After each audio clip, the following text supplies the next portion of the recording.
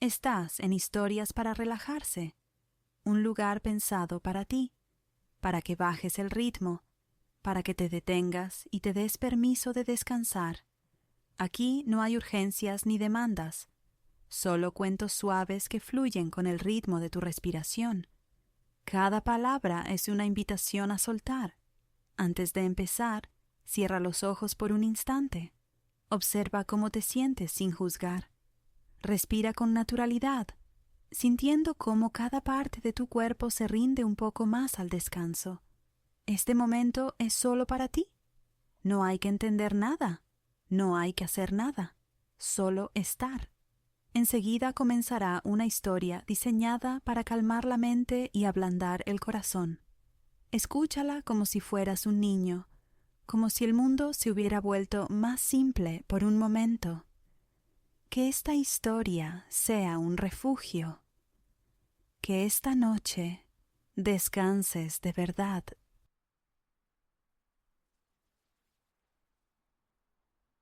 Eliza surfaced slowly from sleep, drawn upward by the faint, distant lament of gulls and the gentle insistence of early sun warming her face. A luxurious stretch rippled through her limbs as she rolled onto her back, the ceiling swimming into focus, followed by the slow bloom of remembrance. Vacation. Her watch, retrieved from the small bedside table, confirmed the hour was still nascent. Sleep had been a deep, untroubled ocean, and now, washed ashore, she felt utterly restored, poised for the languid unfolding of the day. The little inn around her seemed held in slumber's thrall. She might have believed herself the sole soul stirring, but for the soft click of a latch down the corridor, succeeded by the cautious padding of feet descending the stairs. Another early riser, moving with considerate stealth. A smile touched Eliza's lips. This quietude, this gentle awakening. It was the perfect overture. Swinging her legs from beneath the cloud-like white duvet, she sat up, her feet meeting the wide, cool planks of the floorboards, glossy with paint, worn smooth by generations of passage. They felt like history under her toes. Eliza rose, stretched again, a cat waking in a sunbeam, and drifted to the window. Her room surveyed the inn's welcoming facade. Across the lane slumbered a row of venerable houses, their broad porches inviting repose. Flags fluttered from a few, crisp snaps in the nascent breeze.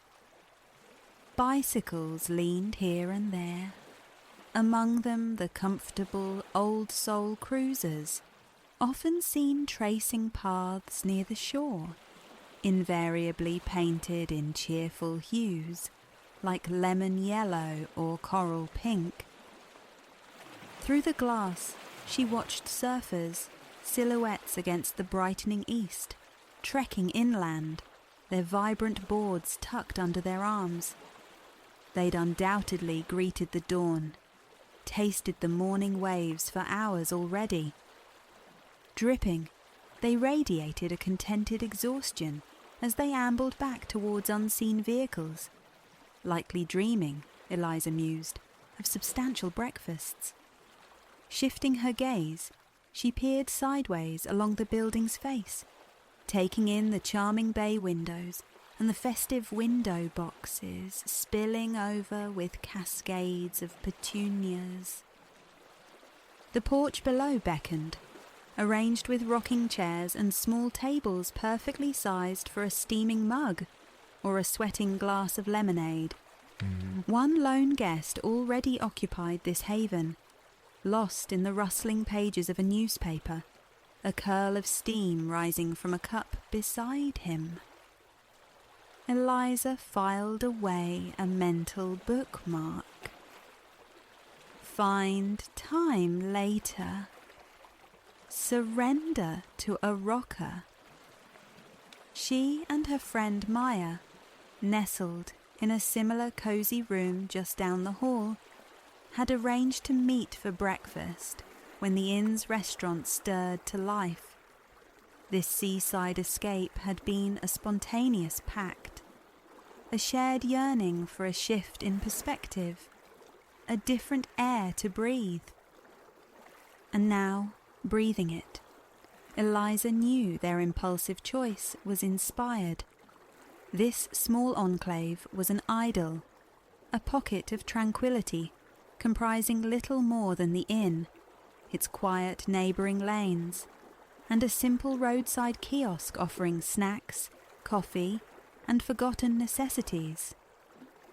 The inn itself was an elder statesman, rooted firmly in time, while the surrounding homes had sprouted gradually around it over decades. With the city's thrum a mere 20 minutes distant, the bustle of commerce had never encroached. Why would it? The inn provided the essentials: umbrellas, chairs, toys for the sand. Sustenance was readily available at the restaurant, even packed to accompany beach excursions. What more could a soul seeking refuge truly desire? The profound peace of this hidden corner was a treasure worth far more than convenience. Eliza unzipped her canvas weekender, extracting the necessities for the shore. A thrill sparked within her at the prospect of descending to breakfast, clad in relaxed beach attire. A delicious freedom in dressing purely for leisure. She yearned to feel the warm sand yielding beneath her feet. The forecast promised flawless skies. A day sculpted for the sea. After the rituals of teeth and hair, she laid her beach tote upon the bed, a canvas awaiting its cargo. Her current novel, sunglasses, lip balm, a water bottle, a checklist ticked off. With everything assembled and still moments to spare before meeting Maya, Eliza decided on an early foray downstairs for coffee. Snatching her key, dangling from its diamond-shaped plastic fob, etched with her room number, she stepped into the hallway, softly securing the weathered white door behind her. The painted white floorboards, identical to those in her room, stretched the length of the narrow passage, lending the space a clean, luminous quality. Staircases descended at either end. Between the room doors, vintage prints adorned the walls, capturing beachgoers from bygone eras in their charmingly modest swimwear. One antique illustration depicted a lobster in intricate detail.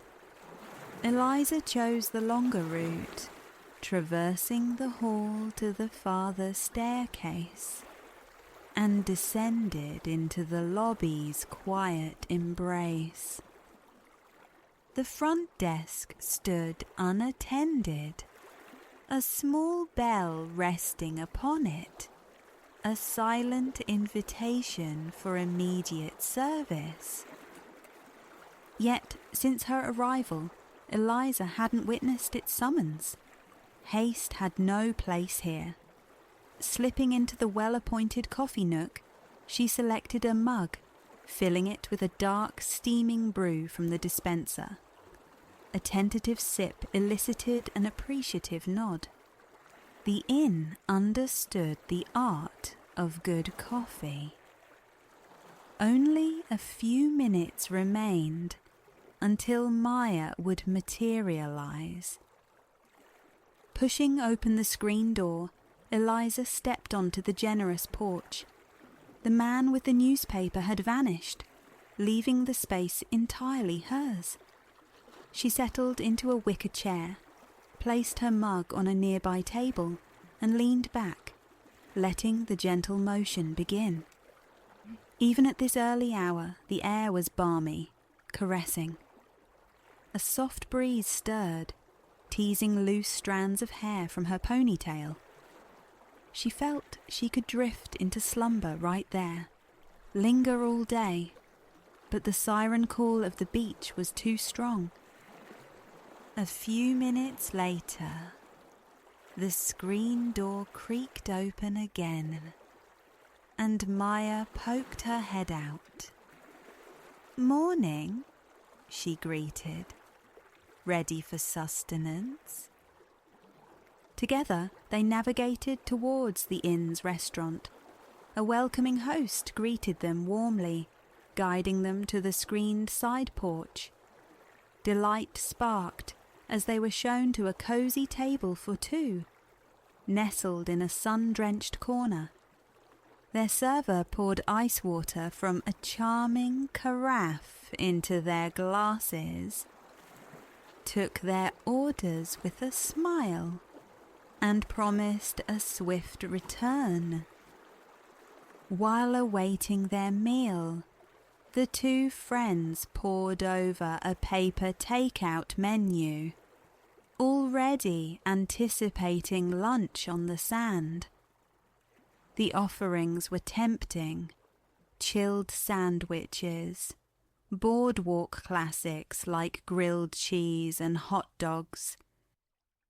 Eliza settled on a lobster roll rich with mayonnaise, while Maya chose chicken salad. One of Eliza's enduring beach day joys was the heightened pleasure of food consumed seaside. Something about the salt air and sandy repose amplified every flavour. She eagerly anticipated that first bite of lobster roll after hours surrendered to the shore. As they ate, other diners gradually filled the surrounding tables. A family nearby chattered happily about yesterday's coastal exploits. Other tables seemed occupied by couples on romantic retreats or old friends enjoying a weekend reunion. The atmosphere was universally relaxed, infused with quiet joy. Shorts and sun hats and flip-flops were the prevailing uniform. Their bagels, fresh squeezed orange juice, and fruit consumed. Eliza and Maya pushed back their chairs, gathering their beach totes. The short pilgrimage to the water beckoned, passing back through the lobby and onto the front porch. They availed themselves of the inn's complimentary beach equipment. Maya selected an umbrella. Eliza chose two lightweight chairs slung over her shoulder by convenient straps. Descending the front steps, they joined the gentle tide of people meandering towards the surf. In this hushed, peaceful neighborhood, sidewalks were an unnecessary formality. Residents simply emerged from their houses along the lane, embarking on the easy 5-minute stroll to the sand, laden with their day's provisions. It felt effortless, seamless. Eliza marvelled again at the sheer bliss of lodging so intimately close to the water.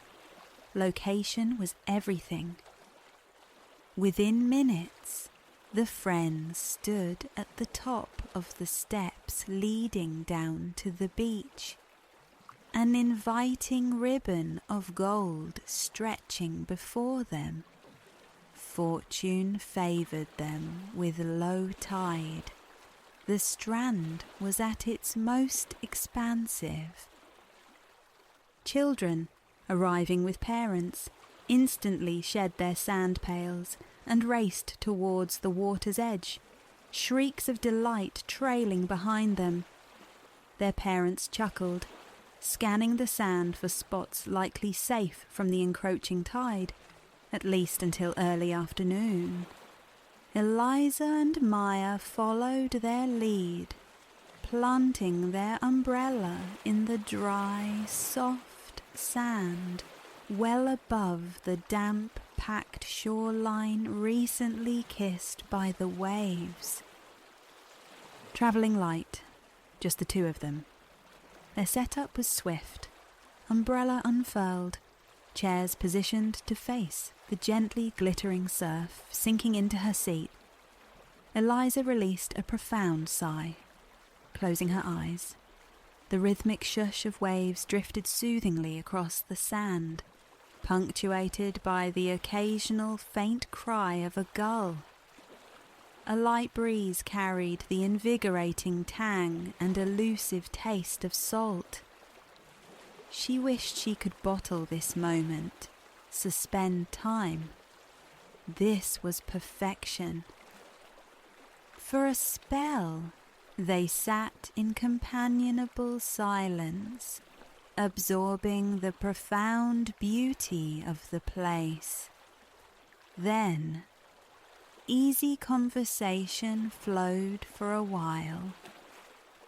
Eventually, both Eliza and Maya retrieved their novels, a silent understanding passing between them. Now was a time for literary immersion. Around them, the beach settled into its own gentle rhythm. A nearby family commenced construction on an elaborate sandcastle, their small children making tireless treks to the surf, buckets brimming with water destined for the moat, oblivious to the sand's thirsty absorption. The fetching itself was the joy. A young couple tossed a frisbee, their dog leaping joyfully between them, attempting to intercept the soaring red disc. When the frisbee occasionally flew astray, another beachgoer would cheerfully retrieve and return it, often pausing to inquire about petting the dog, who seemed eager to befriend every soul on the sand. There was no boardwalk clamour here, no droning planes trailing advertising banners, no nearby thrum of traffic. This beach felt like a sweet, cherished secret whispered away from the world. In this languid fashion, time dissolved. Eliza lost track of how long she read, only realizing when she surfaced that the sun rode high and she drifted off, her book resting slack in her lap. Stirring, she glanced at Maya, who regarded her with a knowing smile over the top of her own book. The precise hour was irrelevant. What mattered was the sudden, sharp readiness for the lobster roll nestled in their bag. They unwrapped their lunch with delighted anticipation, anchoring cold water bottles beside them in the sand, tearing open bags of potato chips with a satisfying crackle. The tide had crept closer during their repose. Children who had been whirlwinds of energy hours earlier now sought the shade of parental tents and umbrellas, claiming midday snacks. Eliza noticed a mother nearby, a baby sleeping peacefully across her lap. The sea air, both invigorating and soporific. The lobster roll and chicken salad sandwich vanished quickly. Both, they agreed, were exceptional. Dusting chip crumbs and stray bread from her lap, Eliza stood. "Going to dip my toes," she announced to Maya, who nodded in understanding. Hours soaking in the sun made the sparkling water utterly irresistible. Eliza ambled down to the wave line, watching her feet as the surf crept up the sand, swirling coolly around her ankles. It was deliciously chilly, a perfect counterpoint to the accumulated warmth. Bending, she splashed the frigid water onto her shoulders and the back of her neck. Shielding her eyes, she surveyed the aquatic activity. A man floated nearby on an inner tube, casually consuming an ice cream sandwich. Now that, Eliza thought with an inward grin, is inspired. She stood, observing the wet sand beneath her feet as the water washed in, paused, then receded, revealing fleeting traces of some glittery, mica-like substance mixed within the grains, visible only underwater. Quite lovely. Wandering along the surf's edge, she reached a rocky outcrop teeming with tide pools. Balancing carefully on the uneven surfaces, she peered into the trapped miniature worlds, watching minuscule hermit crabs scuttle about their business. Children knelt nearby, absorbed in close examination of the tiny creatures. One bolted back towards his parents on the drier sand, eager to report his discoveries. Looking up from the pools, Eliza saw Maya, now a small distant figure beneath their umbrella. She slowly traced her way back along the advancing tide line until she reached their spot and sank back into her chair. Retrieving her book, Eliza noticed Maya had succumbed to a nap and smiled softly. Even that brief shoreline stroll had renewed her desire simply to sit, to be still. As the afternoon mellowed, time seemed to stretch, to linger. Eliza frequently looked up from her book, drifting into pleasant, formless thought. She watched a man expertly maneuvering a vibrant kite against the blue, observed the steady growth of the sandcastle fortress nearby. Some of the children, their earlier boundless energy spent, now slept soundly in the shade beside their parents. Gradually, a few families around them began the slow process of departure, shaking sand from buckets, filling in excavated holes, collapsing colourful chairs. The tide, relentless, was now lapping much closer to their position. When Maya stirred from her nap, Eliza confessed to feeling pleasantly sun-baked and peckish once more. Maya readily agreed. It felt like the right moment to retreat to the inn, perhaps find a snack and prepare for dinner.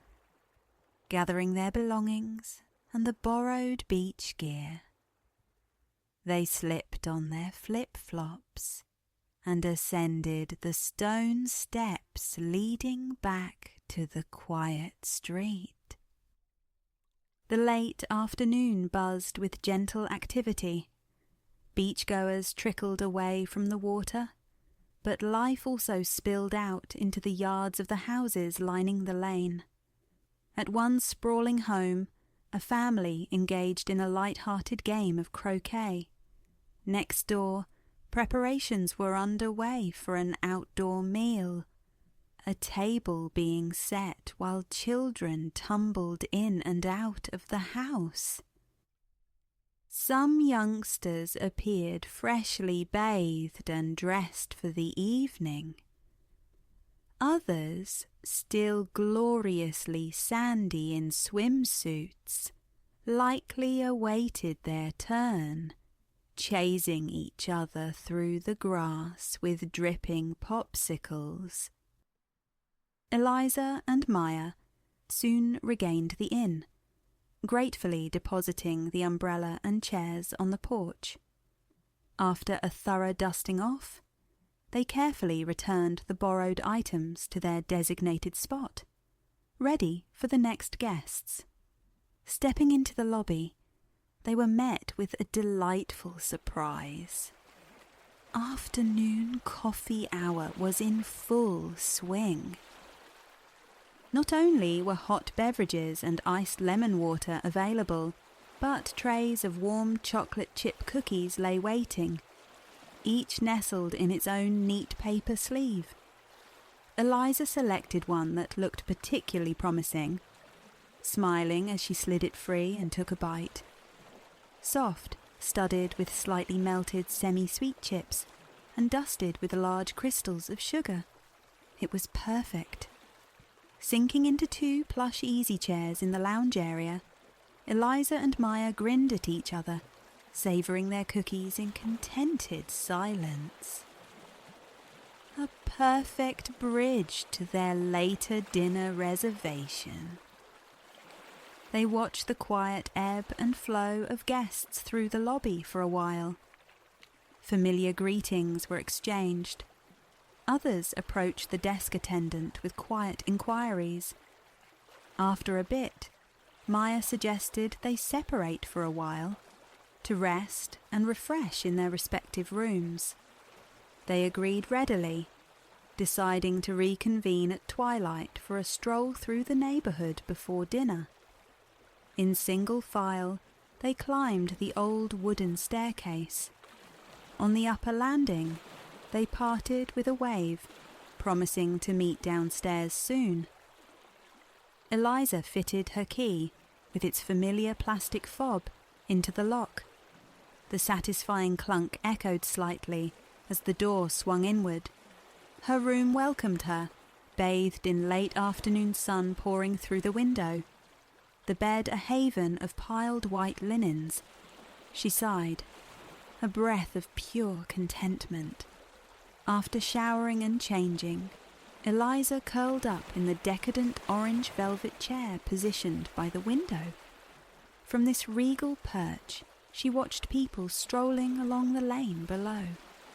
The petunias in the window box nodded cheerfully in the breeze. She observed the various groups returning from their own afternoon pursuits. Naps, games, quiet conversations. Leaning her head against the chair's high back, she took several slow, deep breaths. She couldn't recall the last time she had felt so utterly unwound, without conscious intent. Eliza drifted into a light doze. She awoke to the gentle flutter of her white curtains against the backdrop of the setting sun. A glance at her watch revealed only a short time had passed. She was perfectly on schedule to meet Maya.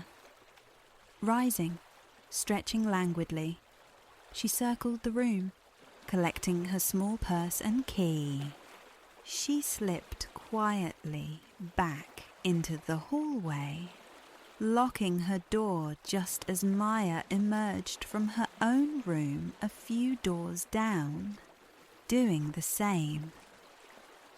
Together, they descended to the lobby. The coffee station remained, though the cookies had vanished, cleared away in anticipation of the dinner service.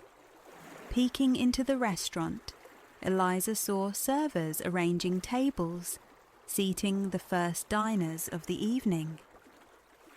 Their walk would prime them perfectly for a relaxed meal. As they pushed through the swinging screen door onto the porch, the faint clink of water glasses reached them from within the inn. Turning towards the ocean, they were greeted by a sky ablaze with pink and orange, a spectacular sunset. Many residents were out in their yards, silent witnesses to the celestial display. As they ambled down the street, curiosity drew their eyes to each passing house. The homes possessed a charming individuality, each reflecting the era of its construction and the tastes of its inhabitants. A modest Cape Cod, with its slanted roof and quaint shutters, might sit companionably beside a sleek contemporary structure, boasting vast expanses of glass. Next to that, perhaps, a classic farmhouse-style home with a deep, gracious porch. Many yards featured tables and outdoor seating, clear evidence of lives lived largely al fresco during warmer months. In one yard, they spotted a woman relaxing with a little girl in a hammock. At this hour, as dusk deepened and lights glowed warmly within, windows thrown open offered glimpses of families enjoying time together indoors, sipping drinks on couches, gathered around cheese boards, someone even playing a piano. At one house, a pile of sand toys dried near the garage, while a man tossed a ball with two small girls in the front garden. Dogs pranced excitedly behind picket fences. What a fine life for a dog, Eliza mused. She noticed more and more people emerging to set up luminaries along their driveways. White paper bags weighted with sand, each cradling a lit candle. Even homes without luminaries often sported strings of white lights draped around trees and fences. Maya recalled seeing a flyer mentioning that today was designated the Night of White Lights, explaining the festive illumination. Eliza found it utterly charming. The street glowed with a gentle beauty. Their path eventually led them along a stretch paralleling the beach. The tide, having peaked while they rested, was now receding again. Figures strolled in pairs and small groups along the damp sand, silhouetted against the fading light, admiring the rising moon, or tossing toys for exuberant dogs. Eliza loved observing that many appeared to have wandered out from nearby houses completely barefoot. Soon they found themselves back at the inn, marvelling at the perfect timing of their walk's conclusion. Re-entering the lobby, they waited patiently for the restaurant host to lead them to their reserved table. The atmosphere inside the spacious dining room was now imbued with evening enchantment. Votive candles flickered on every table, and the two screened porches flanking the main room hummed with the quiet conversations of diners leaning over their meals. Eliza and Maya were seated at a snug table in a nook, perfectly positioned to feel the warm night breezes drifting past. Perusing the menus, they faced a delightful dilemma. Offerings catered to every palate: fresh seafood, pastas, wood-fired pizzas, and more. After careful consideration, Eliza chose a seafood pasta, while Maya opted for pizza. Both dishes proved sublime, deeply satisfying after a day spent surrendering to the rhythms of the beach. Why, Eliza wondered idly, did simply sitting in the sand induce such profound hunger? One of life's pleasant mysteries. They concluded their meal by sharing a slice of cheesecake. Eliza savoured each mouthful, carefully sectioning small bites with her fork, relishing the dessert's rich creaminess. Once the last crumb of cheesecake was gone, they both admitted to a deep, contented readiness for bed. Full, happy, and more relaxed than either could remember being in a very long time, they thanked their server and the host, then walked slowly back into the lobby. The sole occupant now was the nighttime desk attendant. efficiently clearing the last vestiges of the coffee service, preparing the station for the morning's renewal. She turned and offered them a warm smile. "Did you enjoy your dinner?"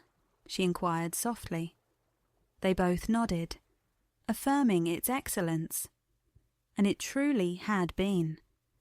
Eliza and Maya each poured a fresh glass of water from the dispenser before heading upstairs, parting ways on the landing with murmured goodnights. They knew this day, this perfect, simple day, would linger long in their memories. Back within the sanctuary of her room, Eliza sank gratefully into the embrace of her large, soft bed.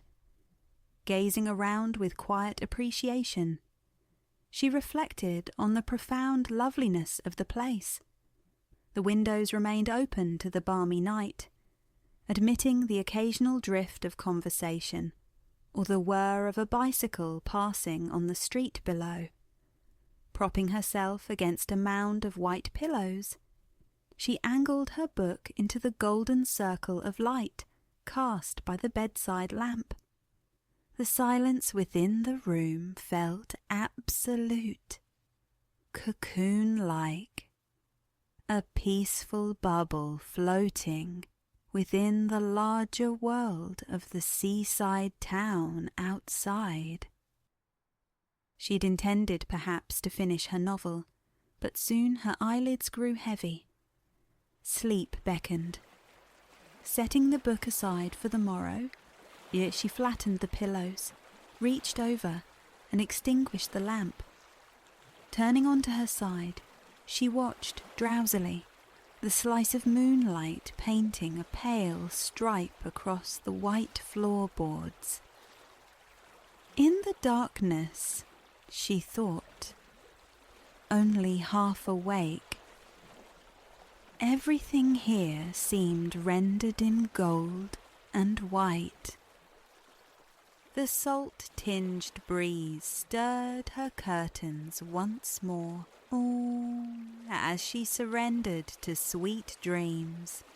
The last sound she registered was the distant rhythmic sigh of the surf meeting the sand. Then sleep claimed her. Good night. To behold a rose unfurling its petals is to grasp the very essence of the now, a fleeting communion with sensory delight. Yet this same bloom whispers of impermanence. Its life measured in mere weeks deepens our reverence for its transient grace. The rose, it seems, belongs wholly to the present moment, its history rarely pondered. But delve deeper, and the rose reveals a lineage stretching into primordial time. While not Earth's most ancient flora, its presence is profoundly old. At least 35 million years echo in its form. A fossil unearthed in the high plains of Colorado bears silent witness to this antiquity. Consider this. When that prehistoric rose bloomed, the great Tilian titans had already slumbered beneath the soil for 30 million years. Our own species, Homo sapiens, emerged a scant 300,000 years ago. That Colorado rose then knew a world closer to the dinosaurs than to us. For millennia upon millennia, wild roses painted landscapes across the globe. The earliest confirmed whispers of deliberate cultivation arise from ancient Cathay around 500 BCE. It's conceivable that similar efforts were unfolding concurrently across the sun-drenched shores of the Mediterranean and the fragrant gardens of Persia. Alongside tending wild varieties, cultivators began coaxing forth a new marvel. a flower that would become known as the Cathay bloom. This progenitor of countless modern cultivars possessed the remarkable trait of blooming continuously through its season. Emperors of Cathay became enthralled. The sage master Calin, writing in the 6th century BCE, noted some 600 volumes dedicated solely to rose cultivation within the imperial library. This royal fixation endured for ages. Centuries later, during the Han dynasty, the empire witnessed rose cultivation on a staggering scale, vast fields displacing precious farmland, palace grounds and surrounding hillsides awash in petals at the emperor's command. Elsewhere, the rose wove itself into the cultural fabric through different threads. In the Hellenic world and later in Rome, widespread cultivation like Cathay's seems absent. Nevertheless, the rose resonated with potent symbolism, held in high esteem.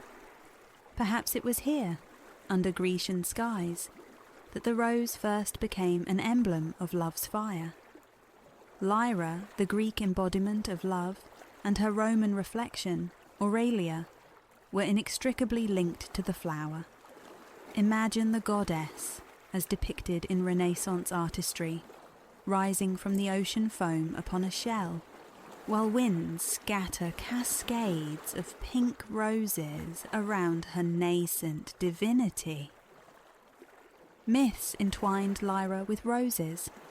One tells of white blooms springing from the sea foam at her birth.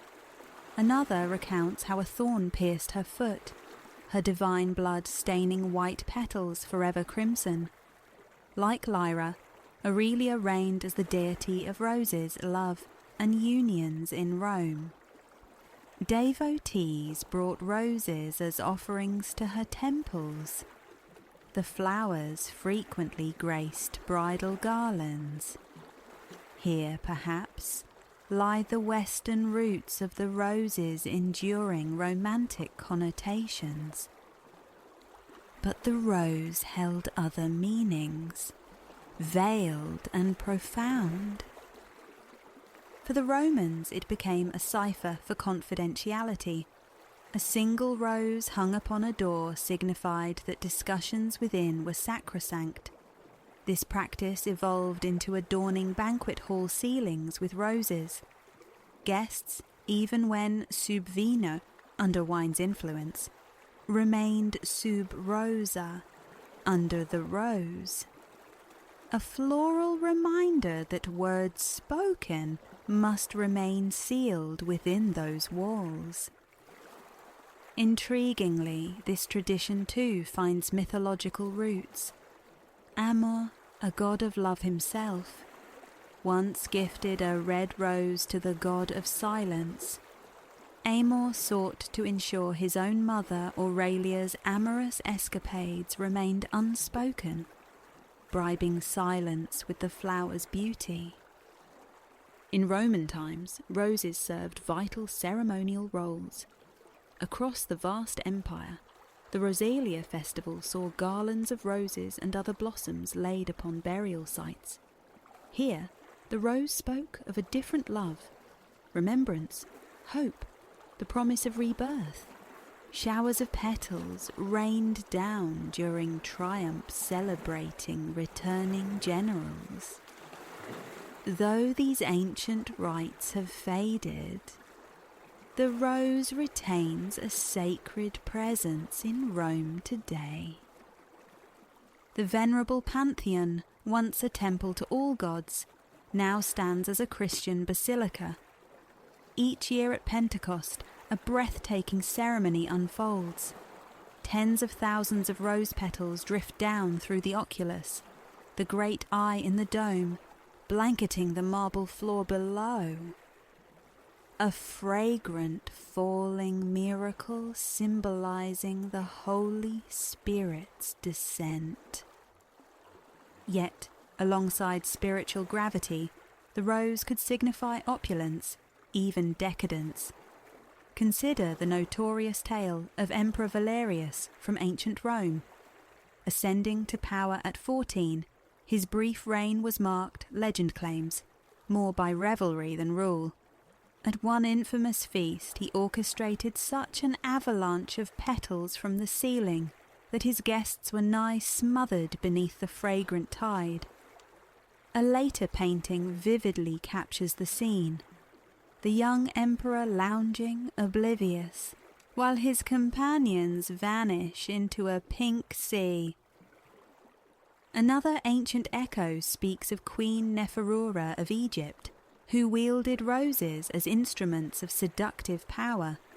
Her chambers were reputedly filled knee-deep with petals. Pillows stuffed with them were said to cradle her sleep, while perhaps embellished by time. These tales illustrate how the rose became synonymous, not just with affection, but with lavish luxury, its value amplified by legend as much as by its intrinsic allure. There's more to the rose than meets the eye, or scents the air. Across centuries and cultures, humanity has drawn sustenance and healing from this flower. The rosehip, the fruit nestled beneath the fading bloom, bursts with vitamin C. The petals themselves are credited with antibacterial and anti-inflammatory virtues. In herbal traditions, they soothe digestion, ease tension, and elevate spirits. The apothecary's bloom, Rosa gallica, a fragrant large-petalled pink rose, was a staple in medieval physic gardens, its essence captured in remedies and perfumes. By steeping petals in water, their essence transforms into precious oils. This art flourished not only in Europe, but profoundly in Persia, modern-day Iran. For hundreds of years, Iranians have masterfully extracted essential oil from rose petals, yielding fragrant attars for perfumes and incense. The byproduct, delicate rose water, graces foods, beverages, and cosmetics with its subtle perfume. From potent remedies to intoxicating fragrances, the rose offers manifold practical gifts. Yet, for contemporary gardeners, its ornamental beauty reigns supreme. And in the Western imagination, it remains primarily the quintessential token of romance, the traditional offering on lovers' days, its praises sung in countless verses and melodies. Intriguingly, the modern elevation of the rose can be traced in significant part to a single extraordinary garden, that of the Château de Valombre, nestled some 15 kilometres west of Paris. Acquired in 1799, this stately manor became the residence of Empress Isolde, wife of the formidable general conquering abroad. While he shaped empires, Isolde cultivated beauty, transforming the house and grounds. Perhaps influenced by her childhood on the Caribbean isle of Martinique, she developed a passion for collecting exotic plants and animals from distant lands. "My aim," she penned in a letter, "is to gather the most beautiful and curious garden in Europe, a model of cultivation." Isolde nurtured strange flora, even erecting a heated orangery for pineapples. Her menagerie boasted kangaroos, zebras, and ostriches roaming the estate. Visitors of the era were likely most astonished by encounters with Isolde's exotic beasts, but the enduring legacy of Valombre blossomed elsewhere. Isolde, whose own name echoed the flower, Rose was a familiar name for her, was an ardent collector. The rose held pride of place in her heart. Aided by expert botanists and gardeners, she amassed around 250 distinct rose varieties within Vallombre's grounds, driven by the ambition to possess every known rose on earth. Her powerful husband even commanded the French Navy to seize seeds and plants from captured vessels, dispatching them directly to Isolde's burgeoning collection. Immortalized in art, Isolde's rose garden became a beacon, inspiring horticulturists across Europe. It stands as one of the world's seminal rose gardens, pioneering in its dedication to a single type of flower. Crucially, Isolde's diverse collection included the ever-blooming roses from Cathay. Unlike most European varieties, these Cathay roses flowered repeatedly, bestowing immense value and commercial promise upon them. Horticulturists began to experiment, interweaving the lineages of different roses. Then, in the 19th century, French ingenuity yielded the hybrid tea rose. This creation embodied the ideal: fragrant, hardy, exquisitely formed, and perpetually blooming. Critically, it grew on a long, elegant stem, perfect for cutting and presenting as a solitary gesture. These long-stemmed emblems of romance, synonymous with Valentine's Day, trace their ancestry, albeit indirectly, back to Isolde's garden. The Empress, through her passion, inadvertently helped sow the seeds of the modern global rose industry. In essence, the rose's romantic symbolism in the West coalesced over 2 millennia. Its association with love likely sparked with the Hellenic Lyra and Roman Aurelia. Centuries later, inspired by Empress Isolde's horticultural haven, breeders crafted the hybrid tea rose, merging the finest traits of European and Cathay blooms.